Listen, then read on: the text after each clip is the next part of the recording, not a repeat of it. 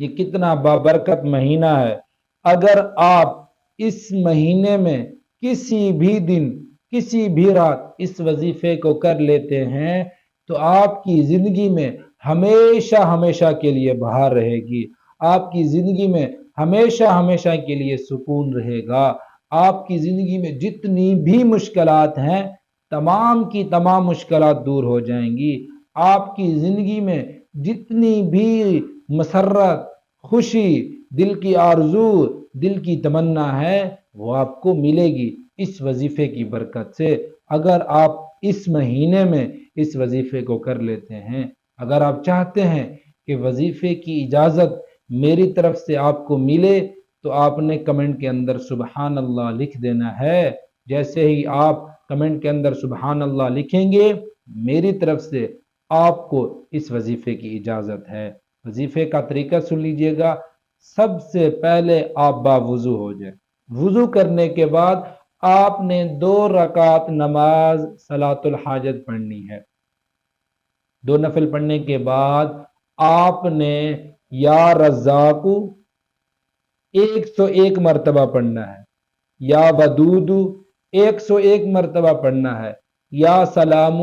101 مرتبہ پڑھنا ہے۔ ان 3 الفاظ کو، اللہ تعالیٰ کے ان 3 ناموں کو، یا رزاق، یا ودود، یا سلام، 101 مرتبہ پڑھنے کے بعد آپ نے دوبارہ 3 مرتبہ درود ابراہیمی پڑھنی ہے۔ پھر اس کے بعد آپ نے دعا کرنی ہے،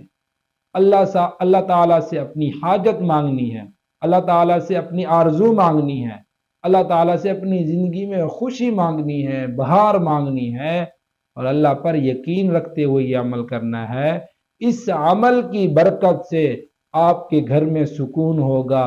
آپ کی فیملی ممبر میں سکون ہی سکون ہوگا، آپ کی اولاد آپ کی فرما بردار بن جائے گی۔ اگر کاروبار کے حوالے سے پریشانی ہے آپ کا کاروبار چلنے لگے گا، اگر نوکری کے حوالے سے پریشانی ہے تو بہترین سے بہترین نوکری آپ کو ملے گی، اور اگر شادی یا نکاح کے حوالے سے پریشانی ہے تو بہتر سے بہتر رشتہ آپ کو ملے گا، اور اگر آپ چاہتے ہیں کوئی پسندیدہ شخص جو دل میں بیٹھا ہے، اگر آپ چاہتے ہیں کہ وہ بھی مجھ سے محبت کرے، وہ بھی مجھے پسند کرے تو وظیفہ کر لے،